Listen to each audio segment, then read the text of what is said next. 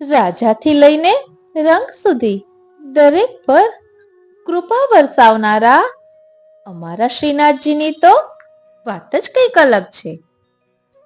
ડાબો શ્રી હસ્ત ઊંચો કરીને ભક્તોને બોલાવનારા અમારા શ્રીનાથજીની તો વાત જ કંઈક અલગ છે. જેને કંઈ ન આવડે ને તેને સ્વયં સેવા શીખવનારા અમારા શ્રીનાથજીની તો વાત જ કંઈક અલગ છે. શ્રી ગુસાઈજીના વચનોને સિદ્ધ કરવા સ્વયં ભૈયા પરે બની ભોળા પટેલ પર કૃપા વરસાવનારા અમારા શ્રીનાથજીની તો વાત જ કંઈક અલગ છે. માલાજી સિદ્ધ કરવામાં તન્મય બનેલા માધુરીદાસને સ્વયં બગીચામાં પધારી માલા શીખવનારા અમારા શ્રીનાથજીની તો વાત જ કંઈક અલગ છે. ગાયોની ખીરકમાં સ્વયં પધારી ભક્તોને મહાપ્રસાદ લેવડાવનારા અમારા શ્રીનાથજીની તો વાત જ કંઈક અલગ છે. કીર્તન કરતા ગોવિંદ સ્વામીને કાંકરી મારનારા અમારા શ્રીનાથજીની તો વાત જ કંઈક અલગ છે. કુંભનદાસજીની સેવા ન છૂટી જાય તે માટે ભીતરિયાઓને 5 વખત અપરસ કરવા મોકલનારા અમારા શ્રીનાથજીની તો વાત જ કંઈક અલગ છે. ગાયોની સેવા કરનાર કૃષ્ણદાસને નિત્ય લીલામાં પણ ગાયોની સેવા સોંપનારા અમારા શ્રીનાથજીની તો વાત જ કંઈક અલગ છે.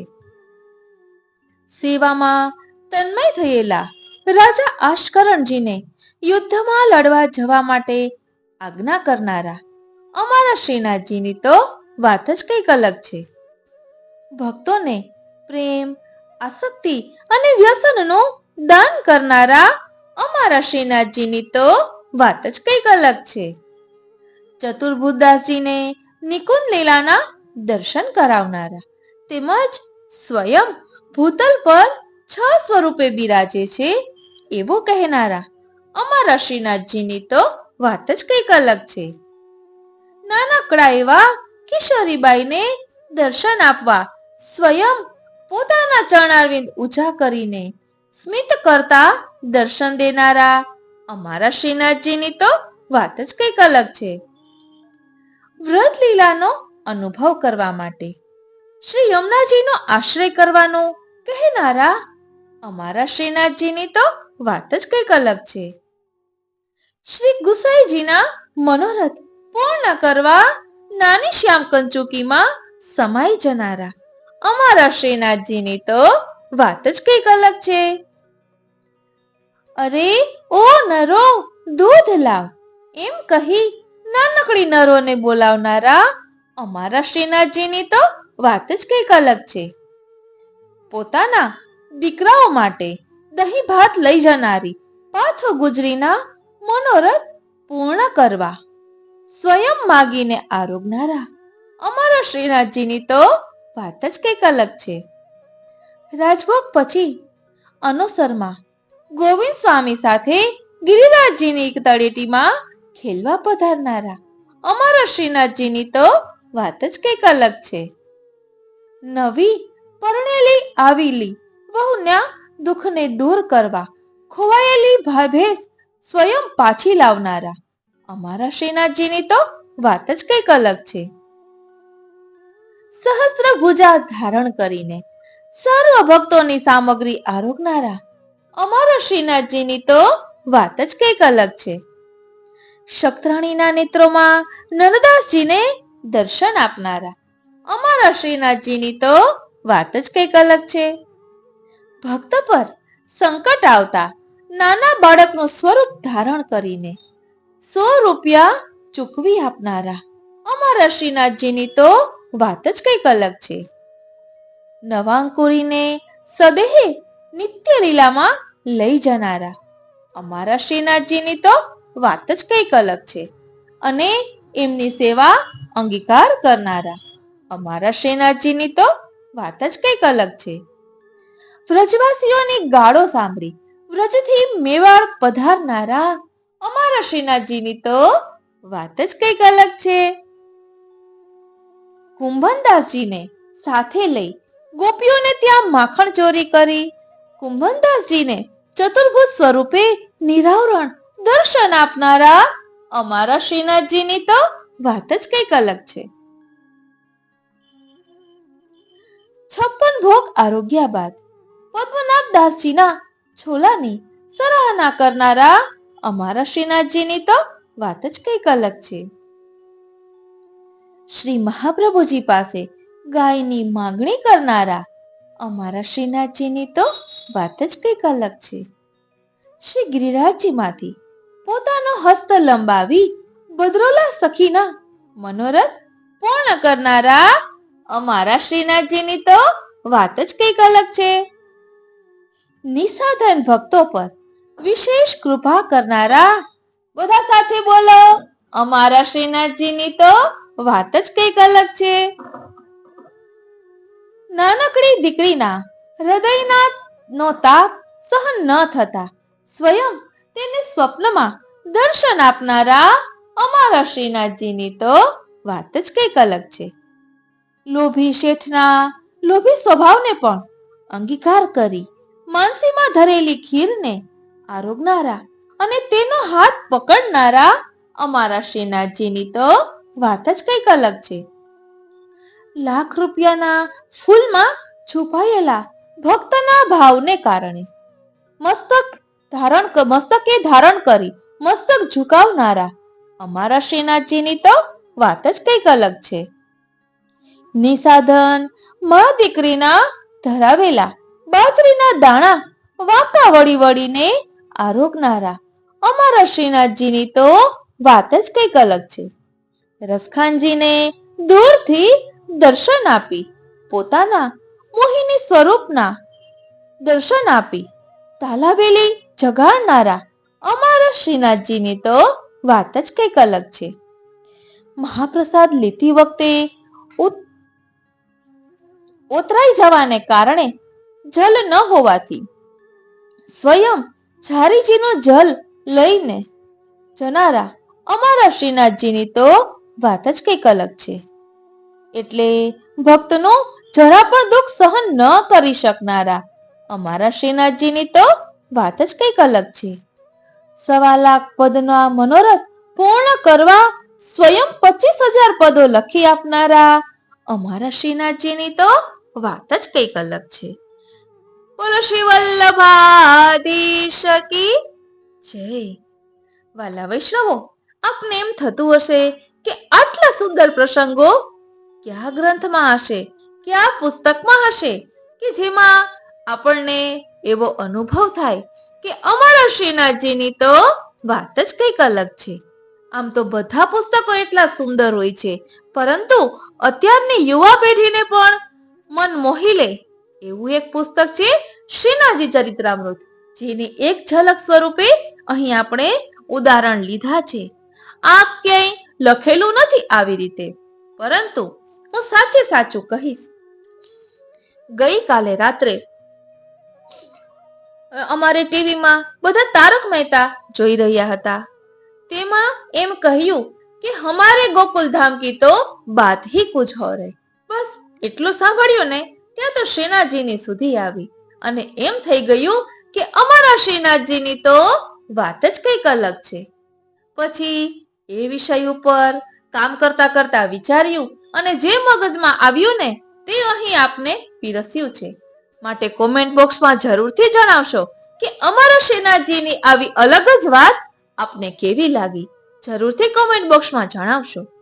હવે ઘણા વૈષ્ણવોને કદાચ શ્રીનાથજી ચરિત્રામૃતમાં શું શું આવે છે એવો ખ્યાલ ન હોય, તો શ્રીનાથજી ચરિત્રામૃતના એક ઝલક સ્વરૂપે અગાઉ કરેલો સત્સંગ એડ કરું છું કે જેના કારણે ખ્યાલ આવે કે અમારા શ્રીનાથજીની તો વાત જ કંઈક અલગ છે.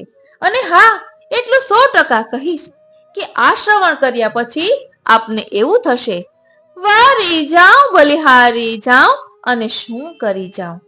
વાલા વૈષ્ણવો, એક એક વાક્ય બોલતા આખો પ્રસંગ યાદ આવે છે, તેનું અનુસંધાન થાય છે અને આત્મામાં જાણે એ રમણ ચાલી રહ્યું છે ને એવો અનુભવ થાય છે. એ લીલાઓનો અનુભવ હૃદયમાં થાય છે. માટે જરૂરથી આપના આત્મીયજનો સુધી આવો સુંદર સત્સંગ પહોંચાડશો. તો ચાલો શ્રીનાથજી ચરિત્રામૃતની એક ઝલક જોઈએ. વાલા વૈષ્ણવો, જય શ્રી કૃષ્ણ. હું માં નાતુરી આપ સર્વે વૈષ્ણવોનું આજના આ અલૌકિક સત્સંગમાં હાર્દિક સ્વાગત. મારા શ્રીનાથજીના પ્યારા અને વલ્લભના લાડીલા વૈષ્ણવોને જય શ્રી કૃષ્ણ. હું માં નાતુરી આપ સર્વે વૈષ્ણવોનું આજના આ અલૌકિક સત્સંગમાં હાર્દિક સ્વાગત કરું છું.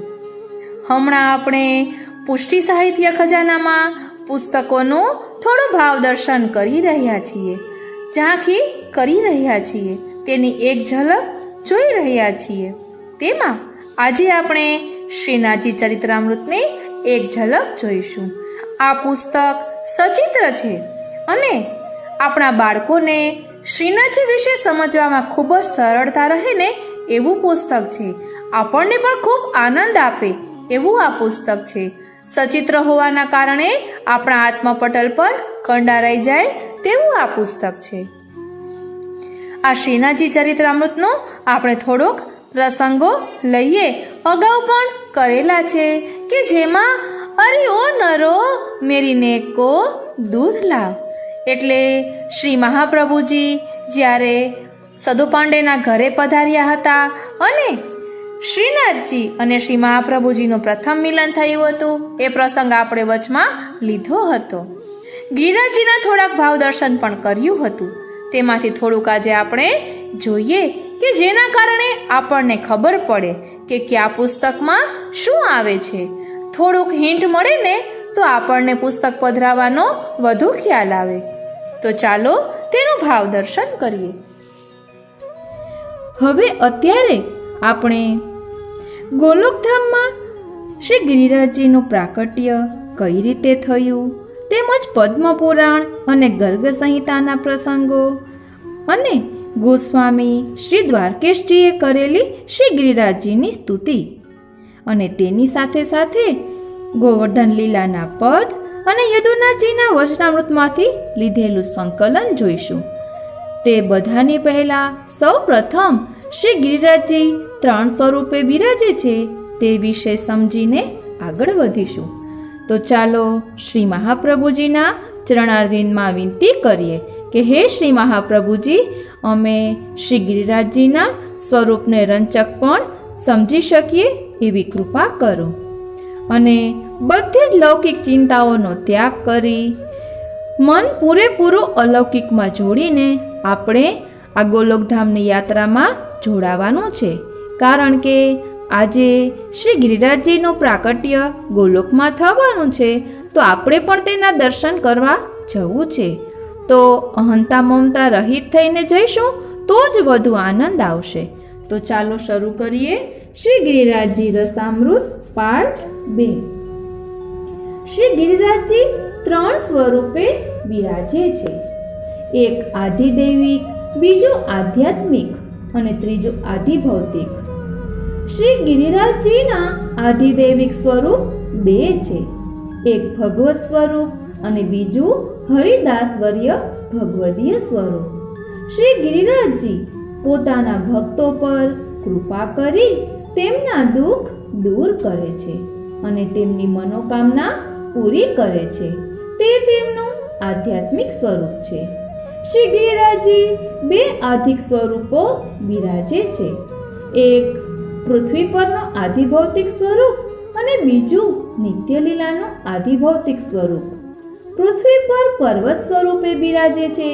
લીલામાં શ્રી ગિરિરાજજીના શિલાખંડો પદ્મરાગ એટલે કે પોખરાજ, મરકતમણી એટલે કે નીલમણી અને સ્ફટિકના બનેલા છે. શ્રી ઠાકોરજી તેમના ઉપર પધારે છે ત્યારે તેઓ માખણ જેવા કોમળ બની જાય છે.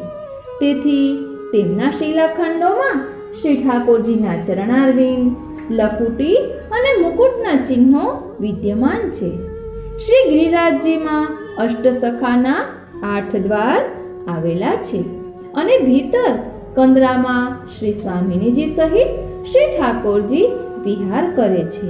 ગયા પાઠમાં આપણે સમજ્યા હતા કે શ્રી ઠાકોરજીએ કહ્યું કે હે ગિરિરાજ બાવા, અત્યાર સુધી આપ અમારા હૃદયમાં બિરાજતા હતા, હવે અમે આપના હૃદયરૂપી સઘન કંદરાઓમાં નિવાસ કરીને લીલા કરીશું.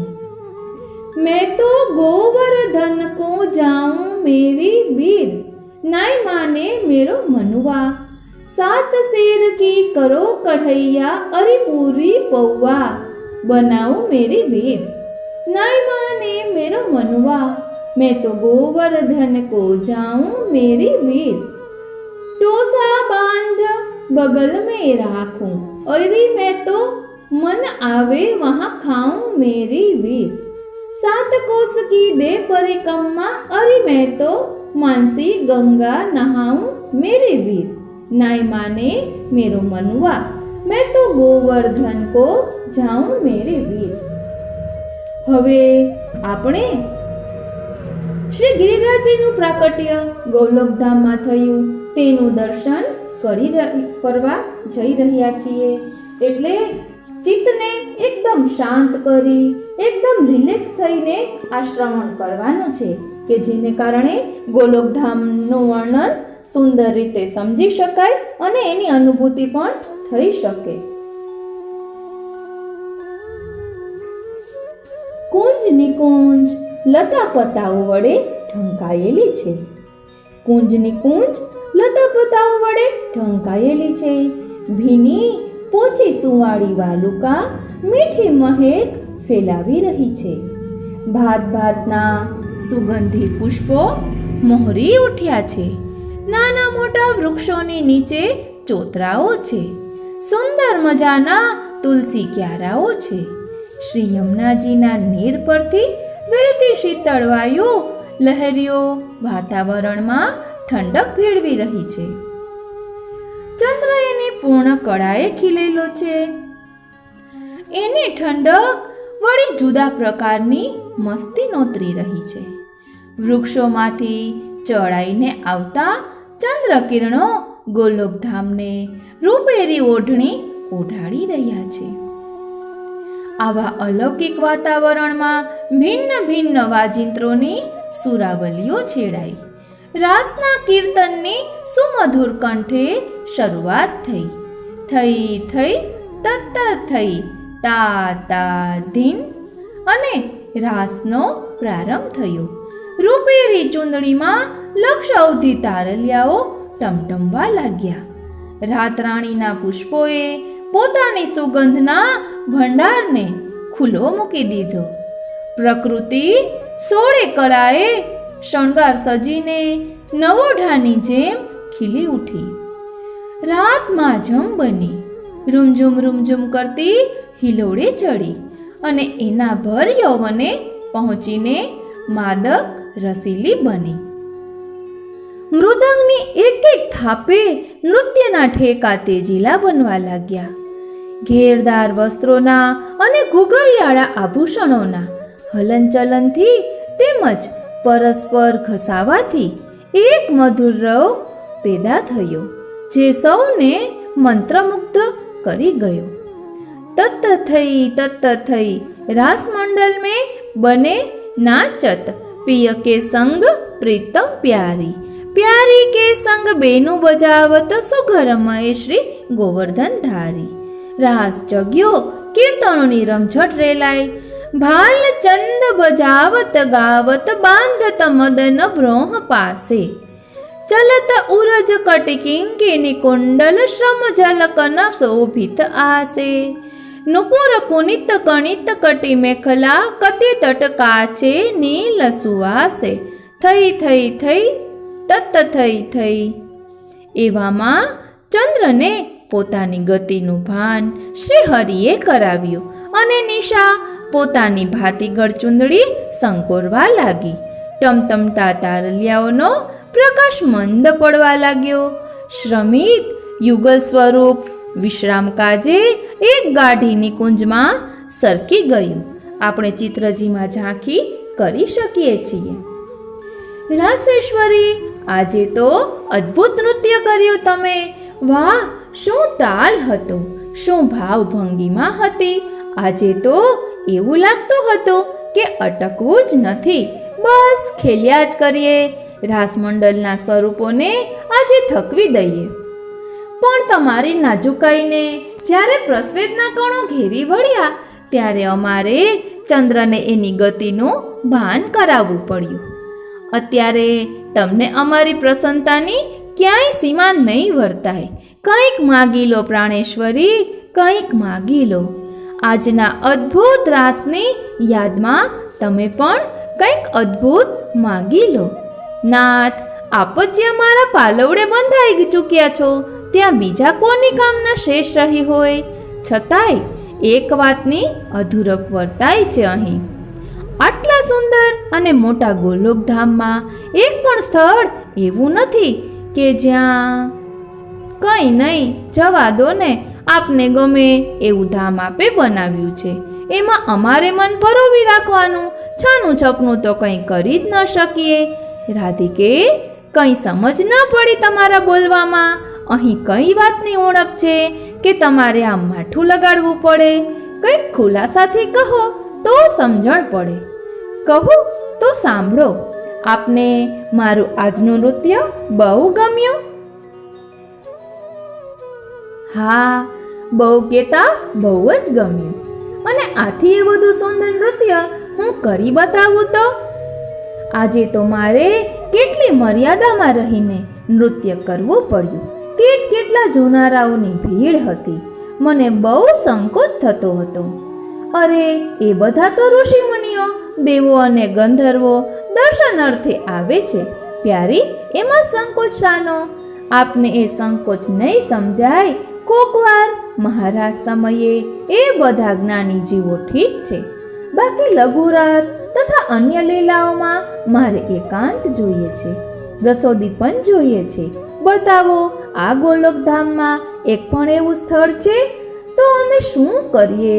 તો આજે હું માંગુ છું એવું અહીં શ્રી યમુનાજીને કિનારે નિકુંજોની સમીપમાં આપણા રાસવિલાસને તથા અન્ય લીલાઓને યોગ્ય એક મનોહર એકાંત સ્થળ આપ સિદ્ધ કરી આપો. એ સ્થળ પ્રેમની ઝિલમિલ નગરી જેવું હોવું જોઈએ. અખિલ બ્રહ્માંડમાં એના જેવું સ્થળ બીજે ક્યાંય ન હોવું જોઈએ. એની અલૌકિક શોભા અતિશય ચિત્ર વિચિત્ર પ્રકારની હોય. એમાં ચંદ્ર અને સૂર્ય ન હોય, છતાં એ સ્થળ ઝગમગાટ કરતું હોય. રસની ભૂમિ હોય, નિર્પણ રસમય હોય. સદા સર્વદા કાળના પરિવર્તનો અને બંધનોથી પર રસની ગાગરમાંથી રસના ઝરણા અનાદિકાળ સુધી વહ્યા જ કરે. બસ રસની વર્ષા વરસે, રસના ફળ લટકે, રસના ઝરણા વહે. ત્યાંના વાયુમાં મારા નુપુરની છમછમ હોય અને આપના લીલા ગાનની સરગમ હોય.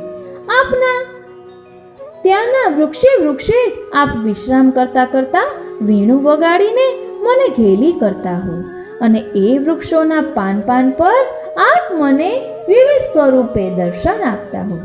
ત્યાંની કોમળ રજમાં આપના ચરણ ચિહ્નો અંકિત થયેલા હોય કે જેને નિરખતી હું આપ સુધી પહોંચી શકું. ત્યાંની શિલાએ આપણી લીલાના આધિદૈવિક ખેલના સ્મૃતિ ચિહ્નો જળવાયેલા હોય કે જેના દર્શન અને સ્પર્શ માત્રથી ભક્તોને અનેરું સુખ પ્રાપ્ત થાય. અહીં પ્યારીજુ ભક્તોના સુખનો કેટલો વિચાર કરી રહ્યા છે. ત્યાંના મોર, પોપટ, ભોલા, કોયલ અને બપૈયા પણ આપનું જ રટણ રટીને મને વિરહાતુર કરી મૂકતા હોય. ત્યાંની ગાયો આપના દર્શન માત્રથી નાચી ઉઠીને મને આપના આવ્યાની ખબર આપતી હોય. ત્યાં શ્રી યમુનાજીના નીરમાં આપણા શ્રમજલ બિંદુઓ વહેતા હોય. બોલો, સિદ્ધ કરી આપશો એવું સ્થળ? આટલું બોલતા તો શ્રી રાધિકાજી સ્વયં રસાવેશી થઈ ગયા અને એમના નવ પલ્લવિત શ્વેત કમળ સમાન રસાળ નેત્રોમાં માધુર્ય ભાવની રક્તિમ ટસરો ફેલાઈ ગઈ. પુષ્પ સમાન ખીલેલા કપોલો પર શરમના શેરડા ધસી આવ્યા. શતકોટી રતિ ઓવારી નાખવાનું મન થઈ જાય એવું અપ્રતિમ સૌંદર્ય નિરખી રહેલા પ્રભુ એકદમ દ્રવીભૂત થઈ ગયા. તમારો મનોરથ તત્કાળ સિદ્ધ કરી આપીએ છીએ રસેશ્વરી. વાહ, અદ્ભુત માગ્યું તમે આજે રસેશ્વરી, અદ્ભુત માગ્યું તમે આજે. શ્રી કૃષ્ણ પ્રભુ રાધિકાજીનો કોમળ હસ્ત પકડી શ્રી યમુનાજીના કિનારે વિચારમગ્ન અવસ્થામાં બિરાજ્યા. ચિંતન પરાકાષ્ઠાએ પહોંચ્યું. એ જ સમયે પ્રભુના હૃદય કમળમાંથી રાધાજીના પ્રેમરૂપી રસના પ્રવાહ સાથે અતિશય પ્રકાશમાન તેજનો એક પુંજ પ્રગટ થયો. નિકુંજની એ ભૂમિમાં આ તેજપુંજ પર્વત સ્વરૂપે વિસ્તરવા લાગ્યો. ત્યાં કદમ એટલે કે કદમ, આસોપાલવ અને આંબા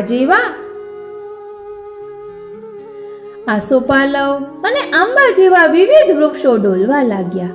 લતાઓ અને વેલીઓ ઝૂલવા લાગી. મનોહર ગુફાઓ પ્રગટ થઈ. ત્રિવિધ પવન સંચરવા લાગ્યો. સુખદ ઝરણા વહેવા લાગ્યા. વૃક્ષો અને વેલીઓ પર ફળ ફૂલ ફલિત થઈ ગયા. છએ ઋતુઓ ત્યાં બિરાજમાન થઈ ગઈ. ફૂલોની સુગંધથી ભ્રમરો આકર્ષિત થવા લાગ્યા.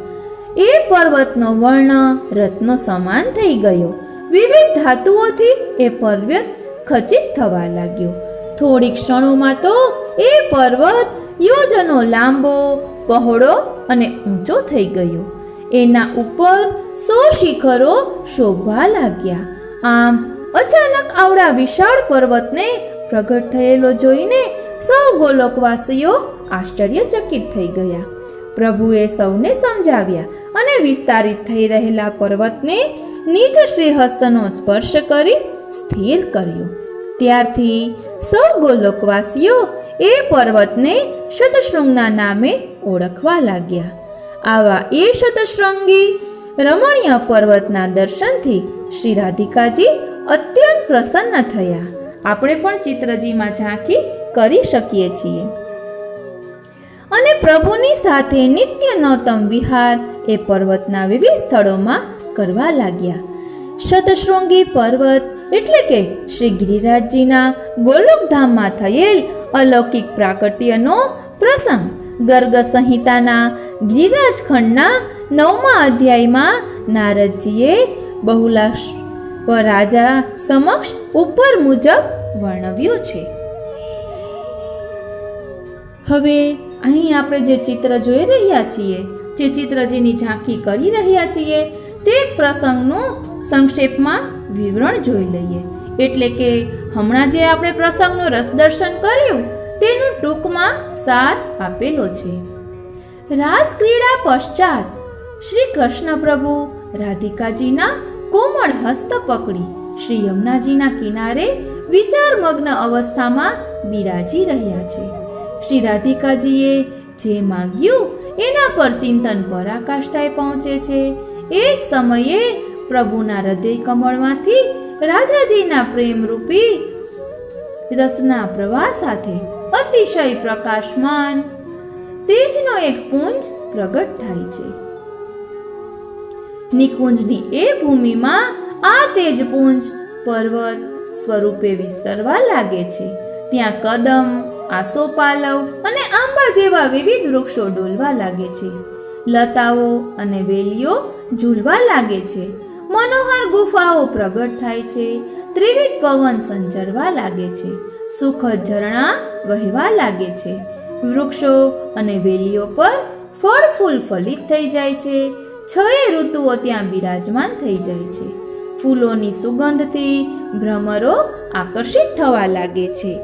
આ પર્વત એ પર્વતના વર્ણ રત્નો સમાન થઈ જાય છે. વિવિધ ધાતુઓથી એ પર્વત ખચિત થઈ જાય છે. થોડી ક્ષણોમાં તો એ પર્વત યોજનો લાંબો, પહોળો અને ઊંચો થઈ જાય છે. ચિત્રજીમાં આપણે ઝાંખી કરી શકીએ છીએ. એના ઉપર 100 શિખરો શોભવા લાગે છે. આમ અચાનક આવડા વિશાળ પર્વતને પ્રગટ થયેલો જોઈને સૌ ગોલોકવાસીઓ આશ્ચર્યચકિત થઈ જાય છે. પ્રભુ સૌને સમજાવે છે અને વિસ્તારિત થઈ રહેલા પર્વતને નિજ હસ્તના સ્પર્શ કરી સ્થિર કરે છે. ત્યારથી સૌ ગોલોકવાસીઓ એ પર્વતને શતશૃંગના નામે ઓળખવા લાગે છે. આવા એ શતશૃંગી રમણીય પર્વતના દર્શનથી શ્રી રાધિકાજી અત્યંત પ્રસન્ન થઈ જાય છે અને પ્રભુની સાથે નિત્ય નૌતન વિહાર એ પર્વતના વિવિધ સ્થળમાં કરવા લાગે છે. એવો આ પર્વત છે. બોલો શ્રી ગોવર્ધન મહારાજ કી જય. શ્રી ગિરિરાજજીનું મૂળ નામ ગોવર્ધન છે. એમનું નામ શ્રી ગિરિરાજજી કઈ રીતે પડ્યું તે પણ આપણને આગળ આવશે. હવે નારદજી બહુલાશ્વ રાજાને જે વર્ણન કરી રહ્યા છે તે હવે આપણે જોઈશું. ચિત્રજીમાં આપણે ઝાંકી કરી શકીએ છીએ કે નારદ મુનિ બહુલાશ્વ રાજાને શ્રી ગિરિરાજજીના ગોલોકધામમાં થયેલા અલૌકિક પ્રાકટ્યનો પ્રસંગ વર્ણવી રહ્યા છે. શ્રી ગિરિરાજજીનું આદિદૈવિક મહાત્મ્ય સાંભળ્યા પછી રાજા ભાવ વિભોર બની જાય છે અને પોતાને એ પર્વતના દર્શન કરાવવા નારદ મુનિને વિનંતી કરે છે. તો ચાલો તે પ્રસંગનું રસ દર્શન કરીએ.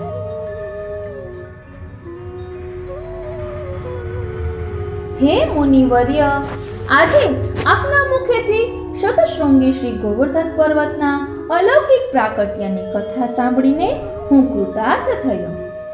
ખરેખર મારું અહોભાગ્ય છે કે આપે પ્રભુના હૃદયમાંથી પ્રગટ થયેલા અને શ્રી રાધાજીના મનોરથ રૂપી શ્રી ગોવર્ધન પર્વતનું વર્ણન કરી આપની મધુર વાણી દ્વારા એના દર્શન કરાવ્યા. આપ તો સામર્થ્યવાન સિદ્ધ મુનિ છો. કૃપા કરીને હવે મને એ પર્વતના પ્રત્યક્ષ દર્શન કરાવો તો મારું જીવ્યું સાર્થક થાય. બહુલાશ્વ રાજન, શ્રી ગોવર્ધન પર્વતના દર્શન આ ચર્મચક્ષુઓ દ્વારા પામવા શક્ય નથી. સ્વયં શ્રી પ્રભુના શ્રી અંગો સમાન એ પર્વત ગોલોકધામમાં આધિદૈવિક સ્વરૂપે નિત્ય લીલામાં બેવડું પાત્ર ભજવે છે. એક તો એ સ્વયં પ્રભુનો અવતાર છે અને બીજું સ્વરૂપ ભગવત ભક્તનું છે. તેઓ સૌ ભગવત ભક્તોમાં શિરોમણી ગણાય છે અને તેથી જ તેઓ હરિદાસવર્ય કહેવાય છે. ભક્ત સ્વરૂપે તેઓ હંમેશા પ્રભુની સેવામાં તત્પર રહે છે. ગૌચારણ માટે પધારેલા પ્રભુનો શ્રમ નિવારવા તેઓ નિકુંજો સિદ્ધ કરી રાખે છે. ગાયો માટે લીલુંછમ ઘાસ, ઠંડુ જળ અને વૃક્ષોનો છાંયો સિદ્ધ કરી આપે છે અને તેથી જ તેઓ ગોવર્ધન નામે પણ પ્રસિદ્ધ છે. વળી પ્રભુને આરોગવા માટે પુલિંદીઓ દ્વારા લીલો મેવો સિદ્ધ કરી આપે છે. યુગલ સ્વરૂપને એકાંત વિહાર માટે 6 ઋતુઓને પ્રગટ કરી 12 નિકુંજોની રચના કરી આપે છે. આવા એ અલૌકિક ધામના દર્શન ભૂમિલોકના માનવીને શક્ય નથી.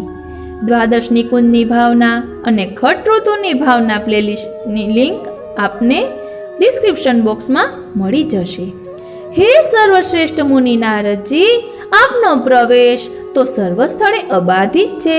આપ ધારો તે કોઈ પણ સ્થળે વિચારી શકો છો તો પછી મને પણ દિવ્ય સ્વરૂપે ગોલોકધામમાં લઈ જઈને શ્રી ગોવર્ધન પર્વતના દર્શન કરાવો ને. બહુલાશ્વ રાજાએ ગદગદિત થઈને કાકલુદી કરી. રાજન, સાંભળો, તમને એક પ્રસંગ કહું છું. એ પ્રસંગ સાંભળ્યા પછી તમે જ નક્કી કરી લેજો કે તમને શ્રી ગોવર્ધનના દર્શન થશે કે નહીં. એક સમયે પ્રભુ એકલા જ વનમાં વિચરી રહ્યા હતા. સાથે હું પણ હતો.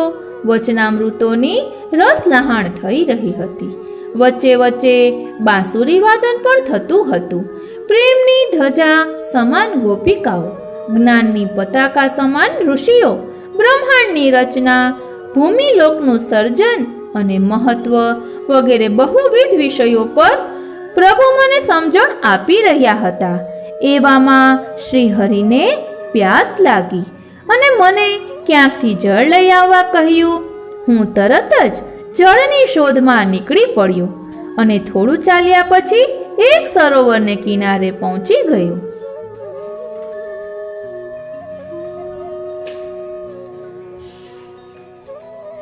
સરોવરને કિનારે પહોંચ્યો તો ખરો, પરંતુ ત્યાં મેં શું જોયું ખબર છે? બે ઋષિ મુનિઓ કિનારા પર બેસીને તપસ્યા કરતા હતા અને એમની બાજુમાં મનુષ્યના હાડકાનો પર્વત ખડકાયેલો હતો. મને બહુ જ આશ્ચર્ય થયું અને અસમંજસમાં હું જળ લીધા વિના જ પાછો ફર્યો. પાછા આવીને મેં હરિને આ વાત પૂછી. ત્યારે આપશ્રીએ કહ્યું, એ બંને ઋષિઓ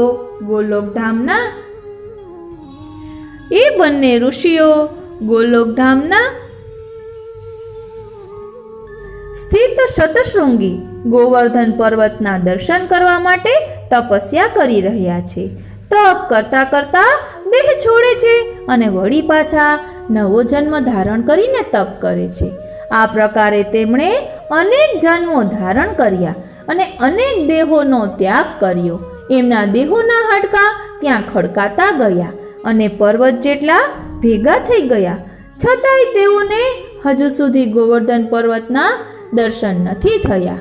હવે રાજન, તમે જ કહો કે હું તમને એ અલૌકિક પર્વતના દર્શન કરાવી શકું કે નહીં, અથવા તો તમે એ પર્વતના દર્શન કરી શકો કે નહીં. આ પ્રસંગ પદ્મ પુરાણનો છે, જે શ્રી ગુસાઈજીએ ગોપાલપુરમાં રહેતા અને નિત્ય શ્રી ગિરિરાજજી ચડીને બીજી બાજુએ આવેલા ગોવિંદકુંડમાં નહાવા જતા પોતાના સેવક મોહનદાસને સંભળાવ્યો હતો. મને ક્ષમા કરો મુનિવર્ય. નારાયણ નારાયણ. રાજન, શ્રી ગોવર્ધન પર્વતના અંતઃકરણમાં તો સદૈવ ધર્મી વિપ્રયોગ સ્વરૂપે નંદનંદન બિરાજે છે. એમના દર્શન તો દેવોને પણ દુર્લભ છે, તો પછી માનવોની તો વાત જ ક્યાં કરવી. આજની કથા સમાપ્ત થઈ. હવે હું પ્રયાણ કરીશ. ચિત્ર પરિચય. સરોવરને કિનારે નારદ મુનિ હાથમાં જલની ગાગર લઈને ઊભા છે અને આશ્ચર્યચકિત થઈને તપસ્યા કરી રહેલા બે ઋષિમુનિઓને નિહાળી રહ્યા છે. ઋષિઓની પાછળ મનુષ્યના હાડકાઓના પર્વત ખડકાઈ ગયેલા છે. એ બંને ઋષિઓ ગોલોકધામ સ્થિત શતશૃંગી ગોવર્ધન પર્વતના દર્શન કરવા માટે તપસ્યા કરતા હોય છે. તપ કરતા કરતા દેહ છોડે છે અને વળી પાછા નવો જન્મ ધારણ કરીને તપ કરે છે. આ પ્રકારે તેમને અનેક જન્મો ધારણ કર્યા અને અનેક દેહોનો ત્યાગ કર્યો. એમના દેહોના હાડકાં ત્યાં ખડકાતા ગયા અને પર્વત જેટલા ભેગા થઈ ગયા. છતાં તેઓને શતશૃંગી ગોવર્ધન પર્વતના દર્શન નથી થયા. પોતાનો આ અંગત પ્રસંગ નારદ મુનિએ બહુલાશ્વ રાજાની પર્વતના દર્શન કરવાની વિનંતીના અનુસંધાનમાં રાજા સમક્ષ વર્ણવ્યો છે. હવે ભૂતલ પર શ્રી ગિરિરાજજીનું પ્રાકટ્ય કઈ રીતે થયું તેનું વર્ણન આવશે અને ત્યારબાદ શાલ્મલી દ્વીપમાં એટલે પુલસ્ત્ય ઋષિ પણ મહેમાન બનીને દ્રોણાચલ પર્વતને ત્યાં પધારશે અને ગિરિરાજજીને પોતાને આપવા માટેની માગણી કરશે કે હું શાંતિથી ગિરિરાજજીની તળેટીમાં બેસીને તપ કરી શકું. પછી આગળ શું થાય છે તે આપણે આવતા પાઠમાં જોઈશું. શું પુલસ્ત્ય ઋષિ ગિરિરાજજીને પધરાવી જશે અને શું ગિરિરાજજી કાશીમાં પધારવાના છે કે આગળ શું થવાનું છે તે આપણે સચિત્ર વર્ણન આવતા પાઠમાં જોઈશું. આપણે સૌપ્રથમ ગિરિરાજજીના સ્વરૂપને સમજી રહ્યા છીએ કે જેના કારણે ગોવર્ધન લીલાના સુંદર પ્રસંગો આપણે સુંદર રીતે સમજી શકીએ. હવે આપણે ગોવર્ધન લીલાના એક પદનો ભાવ થોડોક જોઈ લઈએ, કારણ કે અત્યારે ગોવર્ધન લીલાના પદો આવતા હોય છે. અને દીપાવલીના બીજા દિવસે અન્નકૂટ ઉત્સવ ઉજવવા પ્રભુએ જે લીલા કરી છે તેને સરસ લીલા કહે છે. તેના પણ પદો આવે છે.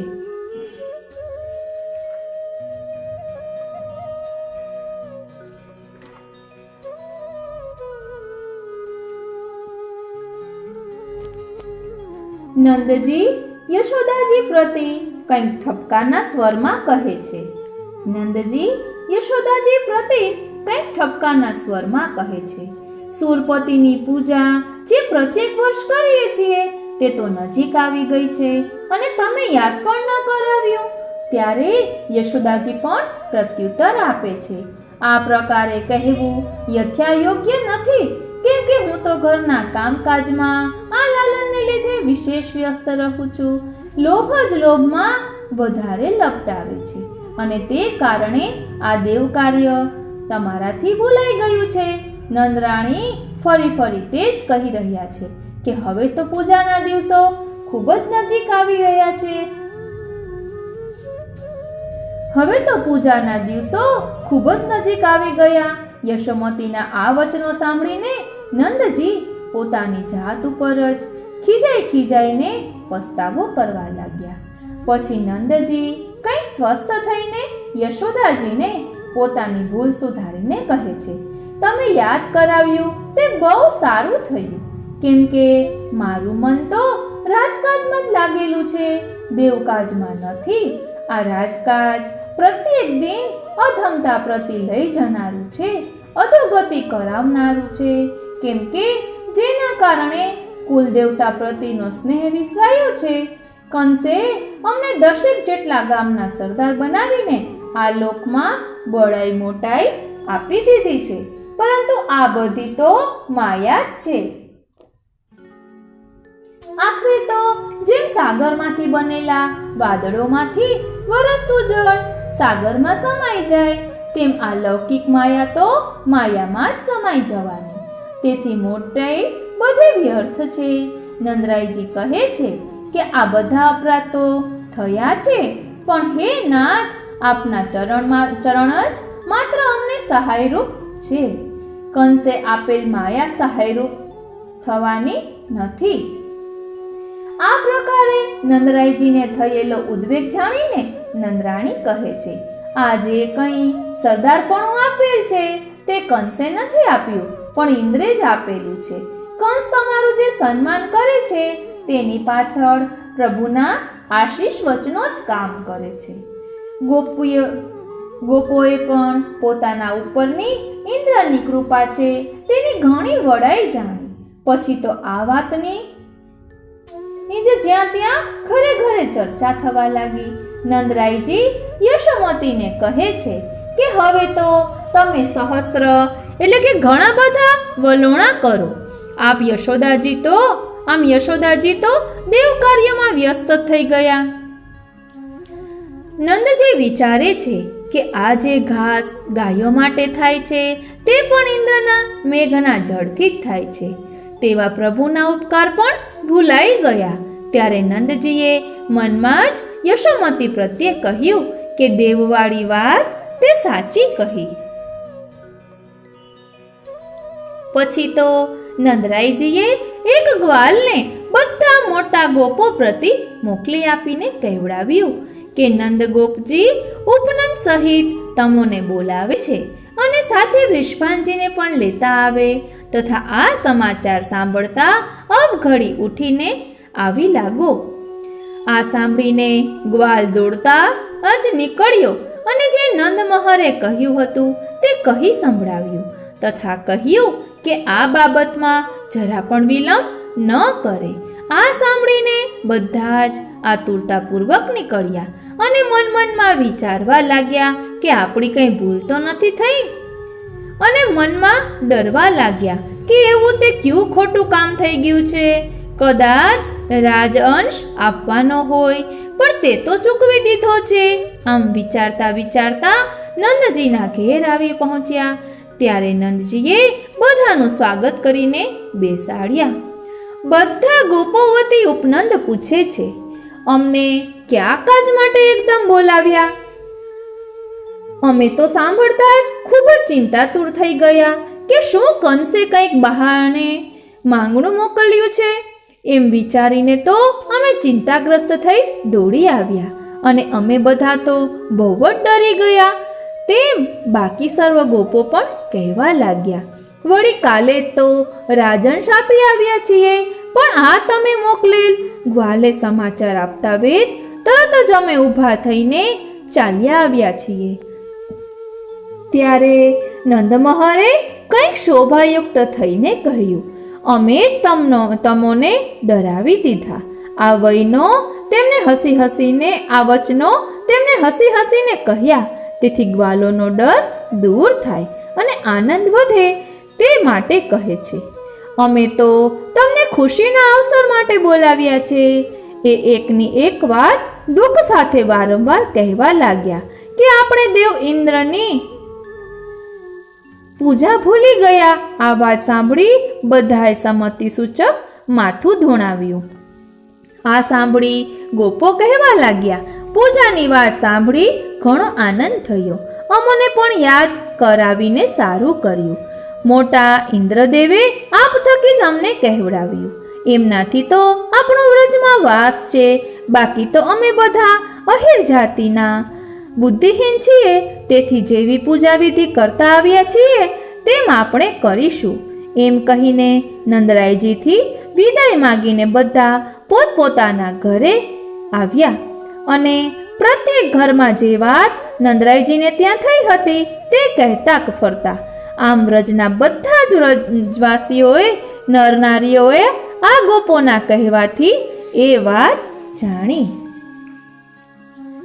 આ બાજુ નંદરાણીએ વ્રજવધુઓને બોલાવી મંગાવી. સમાચાર સાંભળતા જ બધીઓ તુરત આવી લાગી. તે બધી આવતા જ પૂછવા લાગી કે હે મહરી, એ તો કહો અમને શું કામ બોલાવી છે?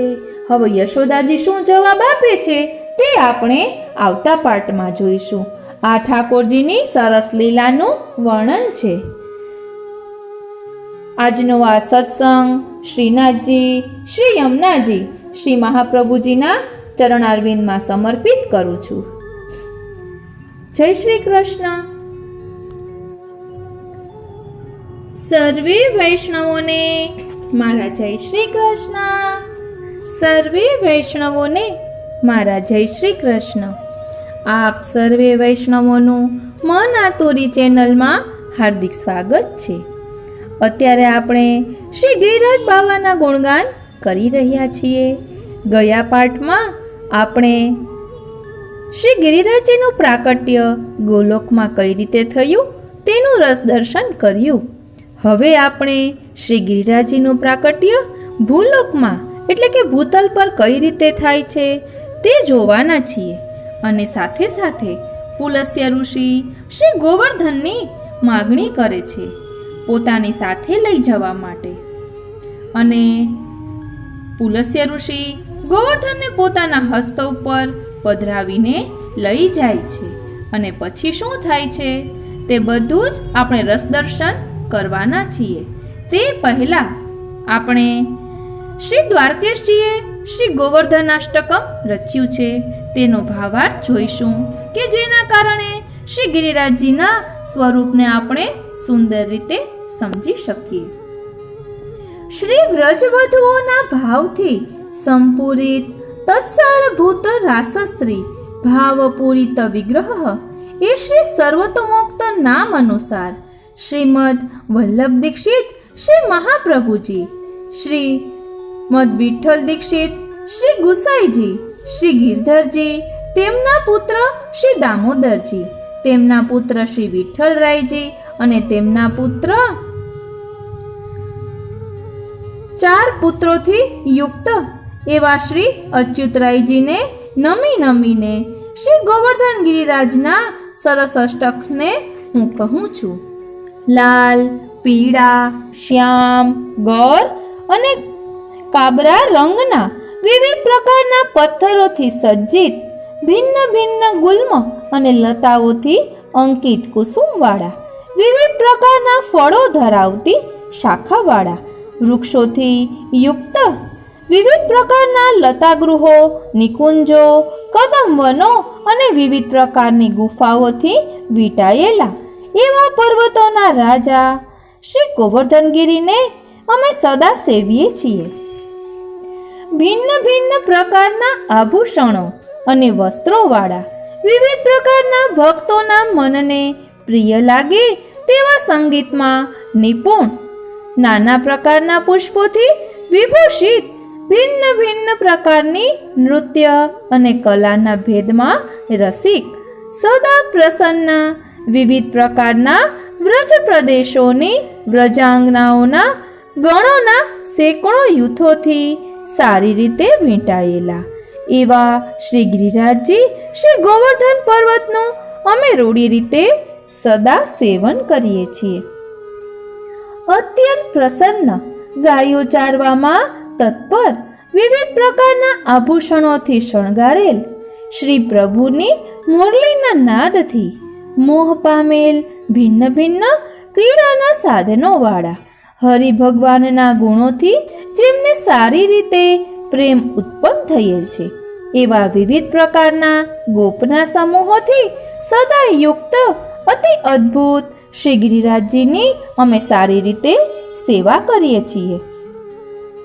વિવિધ પ્રકારના મહત્ત મયુરોના નૃત્યોથી સુંદર મયુરી એટલે કે ઢેલ, કોયલ અને સારસો જેમાં શબ્દ કરે છે, જેની અંદરના ભાગો ભ્રમરોથી સારી રીતે ગવાઈ રહેલા છે, બપૈયા, પોપટ, સારિકાના મધુર શબ્દોથી, હંસો, ચકોર અને બંક પક્ષીઓથી યુક્ત, પર્વતોના નાયકોમાં મણિતુલ્ય એવા શ્રી ગોવર્ધન પર્વતને અમે સ્નેહથી સેવીએ છીએ.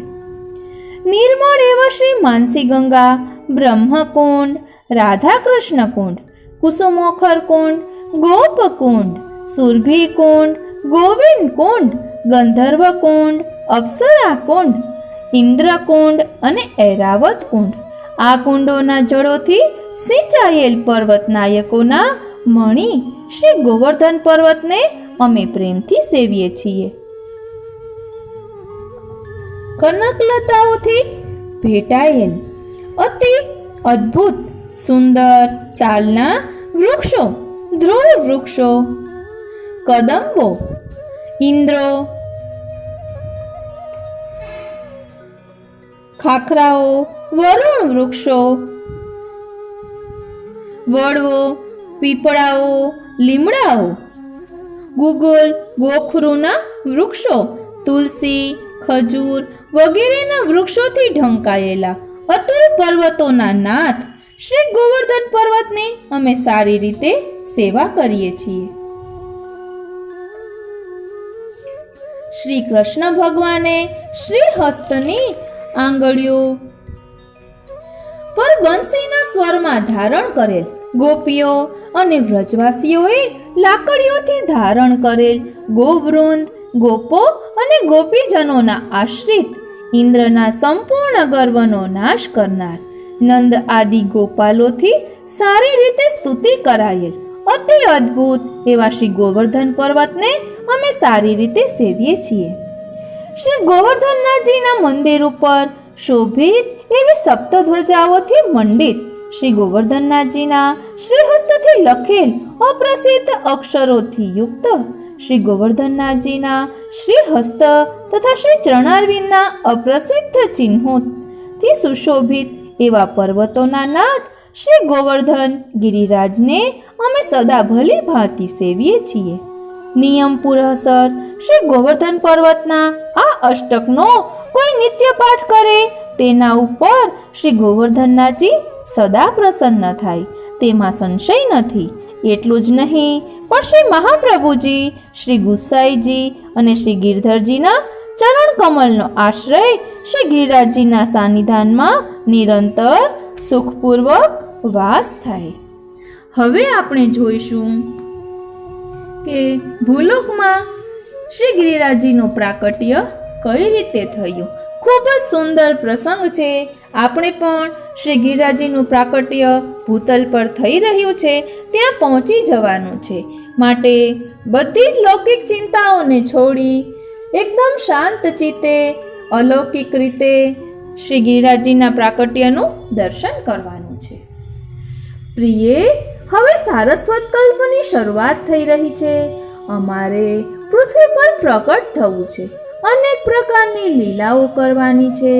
એમાં તમારી પણ આવશ્યકતા છે. તમે પણ હવે તૈયારી કરો.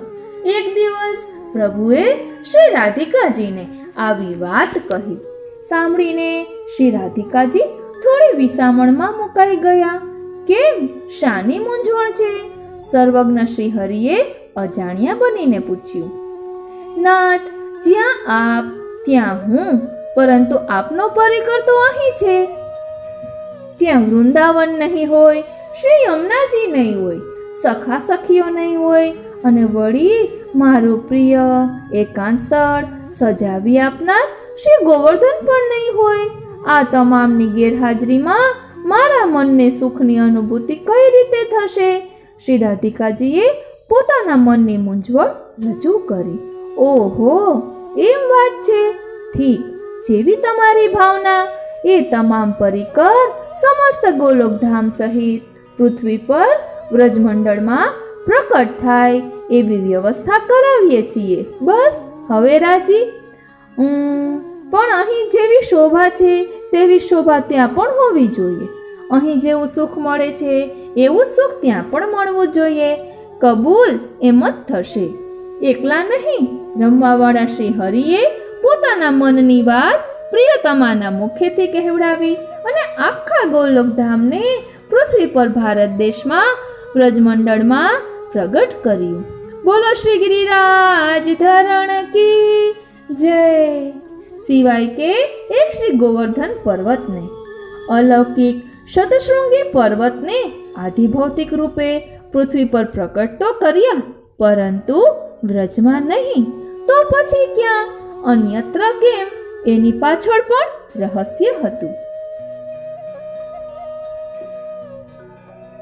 અતિ પ્રાચીન સમયમાં સારસ્વત કલ્પની શરૂઆતમાં ભારત દેશની પશ્ચિમે એક દ્વીપ હતો. નામ એનું શાલ્મલી. પુરાણો પ્રમાણે જંબુ, કુશ, પ્લક્ષ, શાલ્મલી, કોચ, શાક અને પુષ્કર એમ પૃથ્વીના 7 ભાગ હતા. એ સપ્તદ્વીપ તરીકે ઓળખાતા એમાંનું આ શાલ્મલી દ્વીપ. એ દ્વીપ પર દ્રોણાચલ પર્વત પોતાના પરિવાર સાથે વસે. શ્રી હરિની રહસ્ય લીલા રૂપે શ્રી ગોવર્ધન પર્વતનો પ્રાકટ્ય એ દ્રોણાચલ પર્વતને ત્યાં થયું. એમના પછી કામદગીરી અથવા તો કાંતાનાથ પર્વતનું, અને ત્યાર પછી ચરણાદ્રી અથવા તો ચરણાટ એટલે કે ચુનાર પર્વતનું પ્રાકટ્ય દ્રોણાચલ પર્વતને ત્યાં થયું. કામદગીરી અથવા તો કાંતાનાથ પર્વત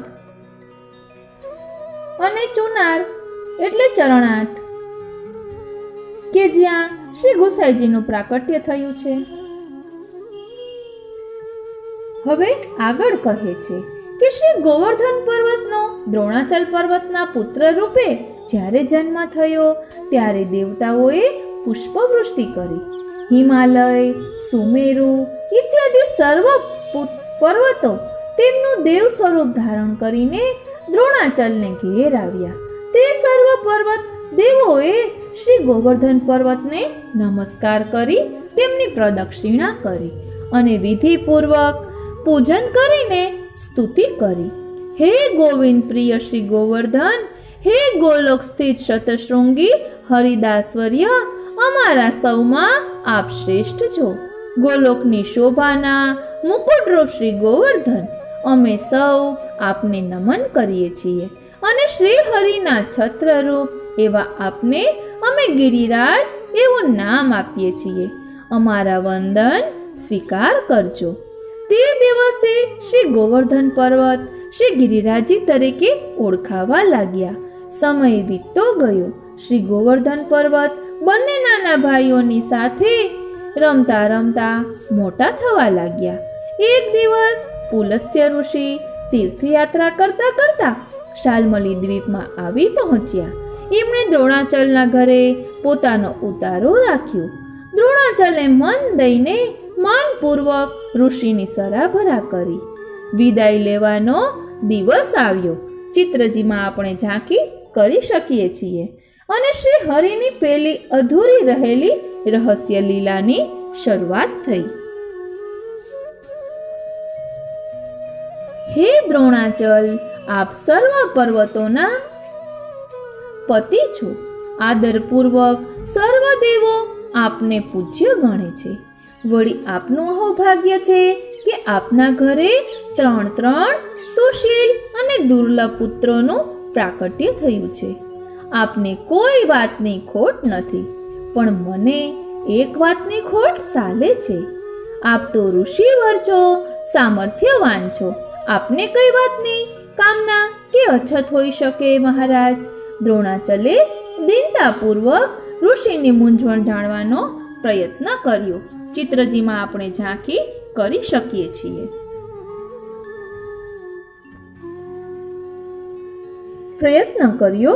હે પર્વતરાજ, ભારત વર્ષમાં હું અનેક સ્થળોએ ફર્યો છું, અનેક તીર્થોની યાત્રા કરી ચૂક્યો છું અને હવે કાશી નગરીમાં સ્થાયી થઈ તપ કરવાનો નિર્ધાર કર્યો છે. વિશ્વનાથ મહાદેવજીનું એ પાવન ધામ છે. પતિત પાવની ગંગાજી ત્યાં મોક્ષદાયિની તરીકે વહે છે. મને એ નગરી અત્યંત પસંદ પડી ગઈ છે, પરંતુ મને તપ કરવાને લાયક એકાંત સ્થળ એ નગરીમાં ક્યાંય નથી. તો એમાં હું આપને શું મદદ કરી શકું? આપ મદદ કરી શકો તેમ છો. મને જોઈએ છે એવું એકાંત સ્થળ આપના સૌથી મોટા પુત્ર પાસે છે. હું ગોવર્ધનને અહીંથી લઈ જઈ કાશી નગરીમાં ગંગાજીના કિનારે રાખીશ અને તેની એકાંત કંદરામાં બેસીને તપ કરીશ. મને આપનો ગોવર્ધન આપો. દ્રોણાચલે પોતાના 3 પુત્રોને પાસે બોલાવ્યા અને વાત્સલ્યપૂર્વક મસ્તક પર હાથ ફેરવી વિદાય લઈ રહેલા ઋષિને વંદન કરવા કહ્યું. 3 પુત્રોએ પુલસ્ય ઋષિના ચરણ સ્પર્શી વંદન કર્યું. ઋષિ સૌથી મોટા પુત્ર શ્રી ગોવર્ધનને નયન ભરીને નિરખી રહ્યા. દ્રોણાચલે 2 પળ માટે આંખો મીચીને કંઈક વિચાર કરી લીધો અને વચલો માર્ગ કાઢ્યો.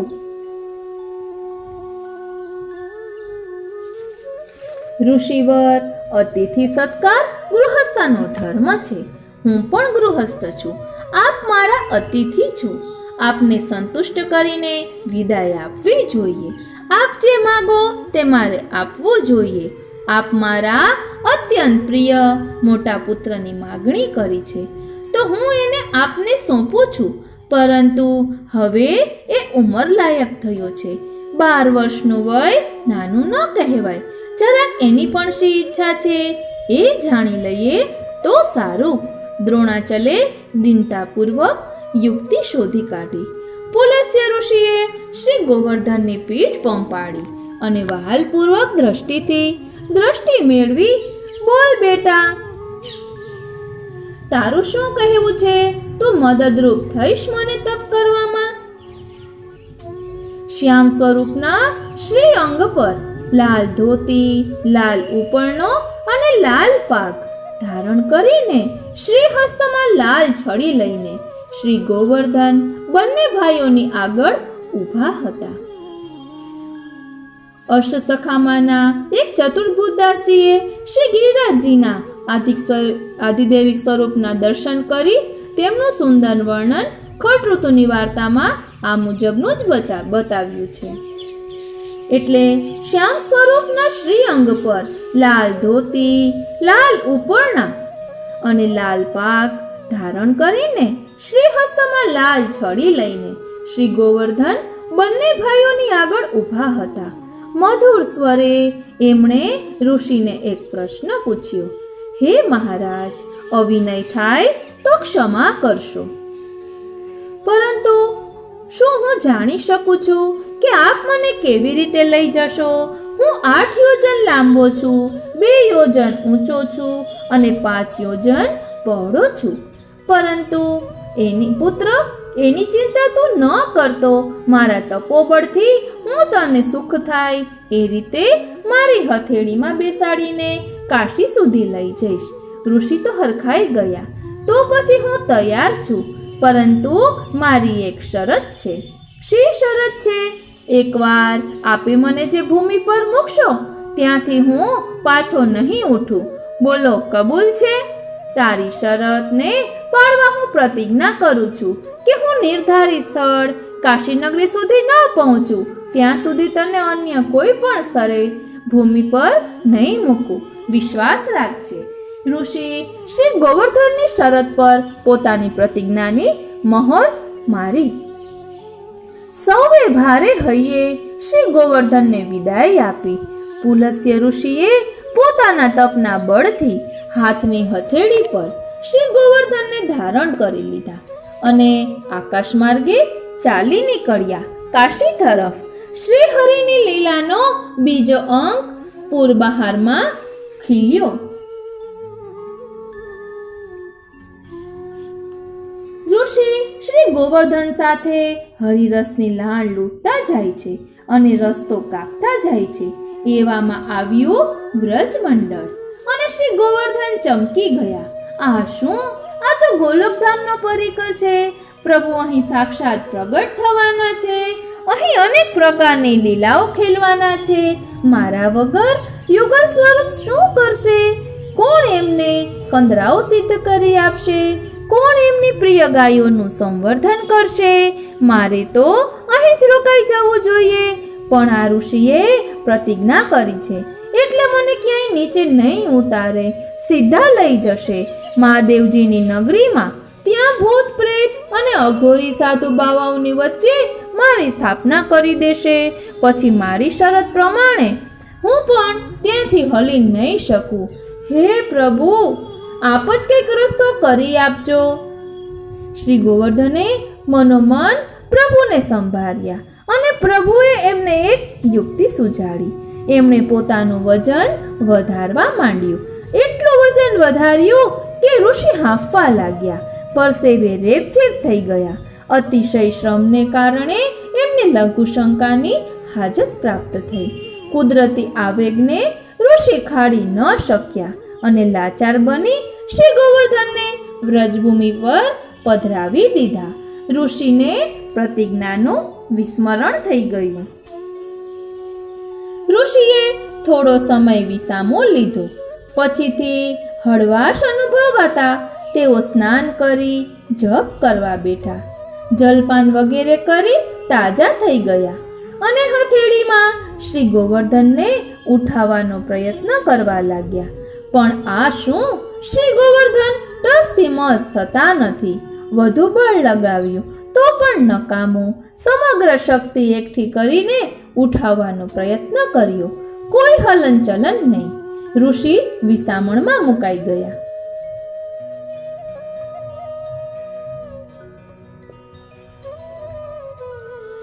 મહારાજ, મારી શરત ભૂલી ગયા.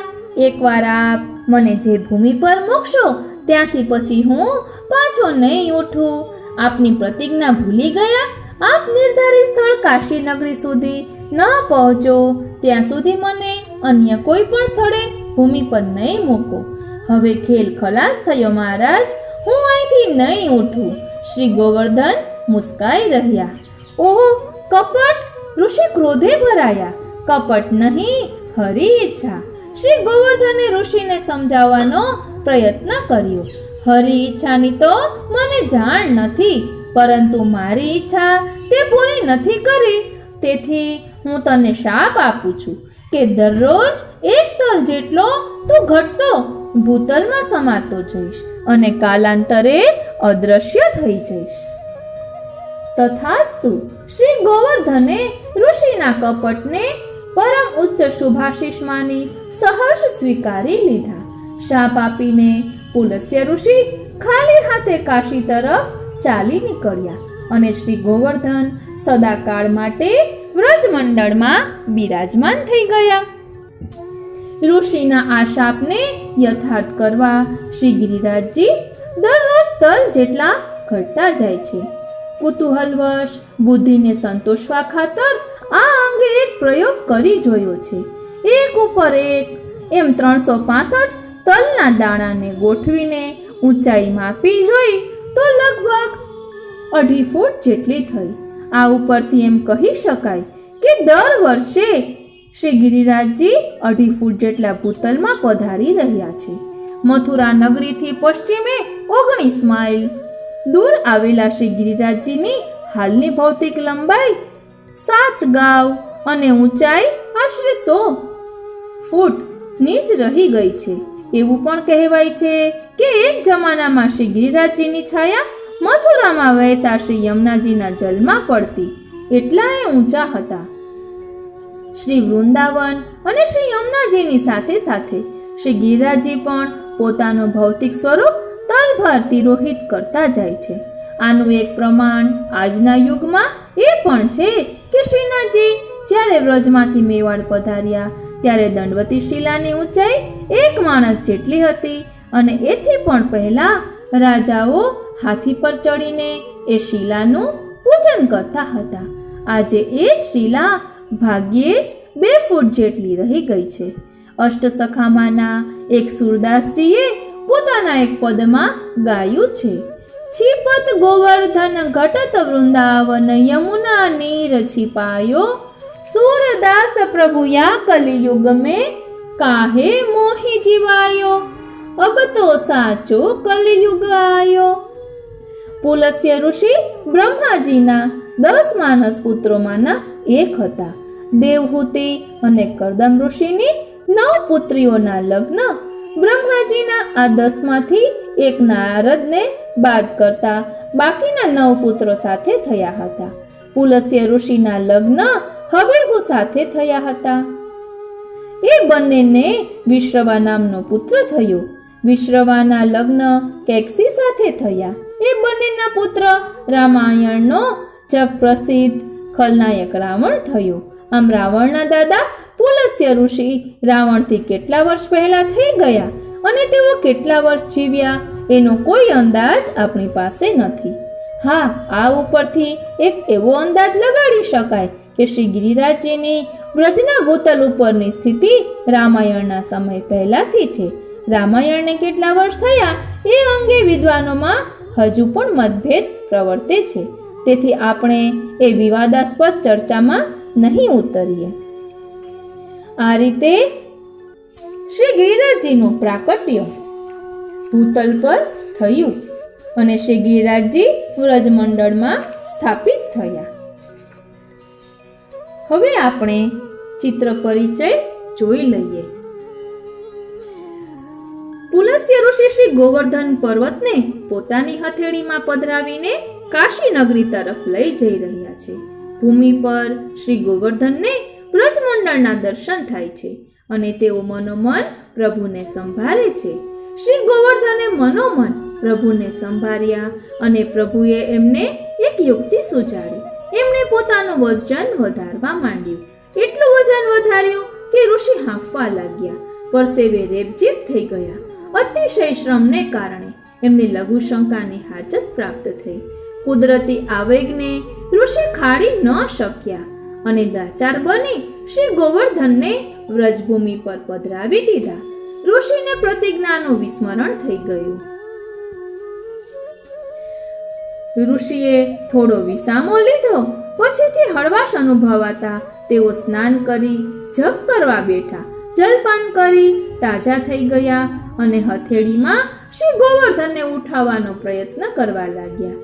પણ આ શું, શ્રી ગોવર્ધન ટસથી મસ થતા નથી. બહુ બળ લગાવ્યું તો પણ નકામું. સમગ્ર શક્તિ એકઠી કરીને ઉઠાવવાનો પ્રયત્ન કર્યો, કોઈ હલનચલન નહીં. શ્રીનાથજી કોઈ હલનચલન નહીં. ઋષિ વિમાસણમાં મુકાઈ ગયા. વ્રજમંડળની મધ્યમાં શ્રી ગોવર્ધન પર્વત ભૂમિ પર બિરાજમાન થઈ ગયા છે. અને સ્મિત વેરી રહ્યા છે. ઋષિ ક્રોધે ભરાઈને શ્રી ગોવર્ધનને દરરોજ 1 તલ જેટલા ઘટતા જવાનો, ભૂતલમાં સમાતા જવાનો શાપ આપી રહ્યા છે. આ રીતે અહીં ભૂતલ ઉપર શ્રી ગિરિરાજજીનું પ્રાકટ્ય થયું. હવે આપણે શ્રી યદુનાથજીના વચનામૃતમાંથી થોડુંક સંકલન જોઈશું, કારણ કે હવે ભૂતલ ઉપર પ્રાકટ્ય થયું છે એટલે ધીમે ધીમે પછી આપણે નંદરાયજીએ અને આપણા શ્રીજી બાબાએ જે ગોવર્ધન પૂજા કરી તેનો પ્રકાર એ બધું પછી આપણે આગળ જોઈશું. આપણે ગયા પાઠમાં જોયું હતું કે શ્રી ગિરિરાજજી બાબા કેવા છે, તો તેનું વર્ણન કરે છે કે પ્રભુ અને નારદજી એકવાર ચાલતા ચાલતા જતા હતા ત્યારે ભગવાને ગોલોકમાં બિરાજતા શતશૃંગનું વર્ણન નારદજી પાસે કર્યું. નારદજી કહે, પ્રભુ આપ મને શતશૃંગના દર્શન કરાવો. પ્રભુ કહે, મને બહુ તરસ લાગી છે, મારા માટે પહેલા જળ લઈ આવો. નારદજી ચાલતા ચાલતા સરોવર પાસે ગયા. ત્યાં જોયું તો 2 ઋષિ મુનિ બેઠા છે. એમની પાછળ હાડકાનો મોટો પર્વત જેવો ઢગલો છે. એની આગળ બેસીને બંને તપ કરતા હતા. નારદજીએ આવીને કહ્યું, મહારાજ, એક વિચિત્ર દ્રશ્ય જોયું. 2 ઋષિ મુનિ બેઠા હતા, તેમની પાછળ હાડકાના 2 મોટા ઢગલા હતા. એ શું છે કઈ ખબર ન પડી. પ્રભુ કહે છે, જે શતશૃંગના દર્શન કરવાની વાત તમે કરી એના દર્શન કરવા માટે એ મુનિઓ અનેક જન્મોથી તપ કરી રહ્યા છે. તપ કરતા મરી જાય અને નવો જન્મ ધારણ કરીને પાછા આવીને તપ કરે. પાછળ હાડકાના જે ઢગલા છે તે બીજું કંઈ નહીં પણ તેમના એ અનેક જન્મોના હાડકાના ઢગલા છે. હજુ એમને શ્રી ગિરિરાજ બાબાના દર્શન થયા નથી. આપણને ક્યાંથી થાય વિચાર કરો. આપણે શ્રી ગિરિરાજ બાબાના આ ચર્મચક્ષુથી દર્શન કરીએ છીએ. કેટલું ભાગ્ય આપણું કહેવાય. આગળ વર્ણન કરતા કહે છે, નાના પક્ષીની શબ્દ માધુરી શોભા તણો નહીં પાર, વિવિધ પ્રકારે જુજવા કહેતા ગ્રંથ થાય વિસ્તાર.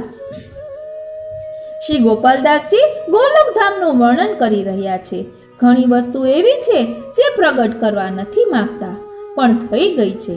આગળ હવે એમણે પોતાની વાણીને એક બહાનું આપીને વિરામ આપી દીધો છે. વિવિધ પ્રકારે જુજવા કહેતા ગ્રંથ થાય વિસ્તાર. ગ્રંથ લાંબો ન થઈ જાય એમ કહીને સંકેતથી વસ્તુ છુપાવી દીધી. શું છુપાવી દીધું?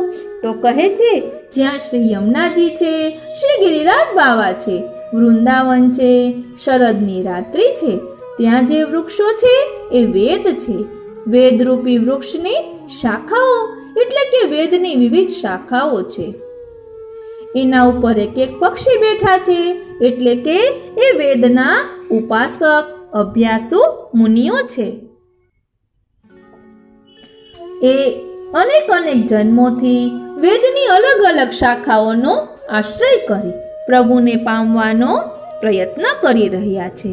પણ અનેક જન્મો સુધી વેદની શાખાઓનો આશ્રય કરી જે સુખ ન મળ્યું તે સુખ વૃંદાવન તરફ દ્રષ્ટિ કરવા માત્રથી મળી ગયું.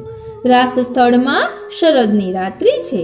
ઠાકોરજી અને વ્રજભક્તો વિહાર કરી રહ્યા છે ત્યારે આ બધા પશુ પક્ષીઓ પ્રભુની એ લીલાનું વર્ણન કરે છે.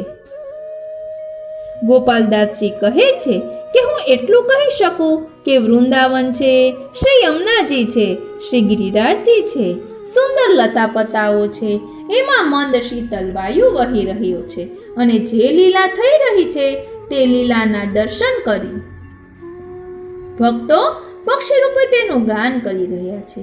પણ તેઓ શું કહી રહ્યા છે, શું વર્ણન કરી રહ્યા છે, એ તો જેનો અધિકાર હોય એને જ આપોઆપ ખબર પડે. માટે અહીં ગ્રંથનો વિસ્તાર ન થાય એવું એક નિમિત્ત આપીને, બહાનું આપીને એ વિસ્તારને અટકાવી દીધો. પક્ષીઓના કલરવને એ જ સાંભળી શકે જેને વૃંદાવનમાં સ્થાન મળે, જેને યમુનાજીની કૃપાનો અનુભવ થાય. આ રીતે અહીં વર્ણન કરેલું છે. આપણે આજના આ સત્સંગને શ્રીનાથજી, શ્રી યમુનાજી, શ્રી મહાપ્રભુજી અને શ્રી ગિરિરાજ બાવાના ચરણારવિંદમાં સમર્પિત કરું છું. અને મહાપ્રભુજીના ચરણારવિંદમાં એ જ વિનંતી ધરીએ કે આ લીલાનો અનુસંધાન આપણે અનુભવી શકીએ અને આનંદિત અને પુલકિત થઈએ. જય શ્રી કૃષ્ણ.